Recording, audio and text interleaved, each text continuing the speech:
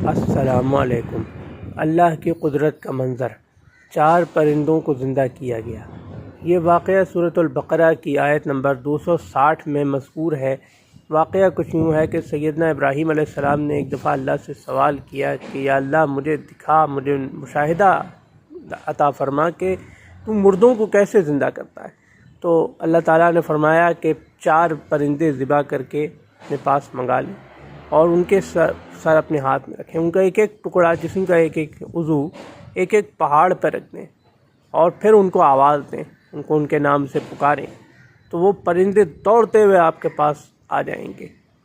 جب حضرت ابراہیم علیہ السلام نے یہی عمل کیا، یعنی ان تو 4 پرندوں کو ذبح کیا، ان کے سر اپنے ہاتھ میں رکھے اور باقی بدن کا ایک ایک حصہ ایک ایک دور دور پہاڑ پہ رکھ دیا۔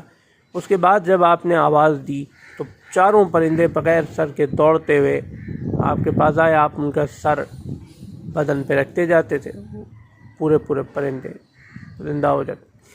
یہ مختصر اور اثر انگیز مؤثر واقعہ قرآن شریف میں، جیسا کہ میں نے پہلے بھی عرض کیا، سورۃ البقرہ کی آیت نمبر 260 میں مفصلاً مذکور ہے۔ اللہ حافظ۔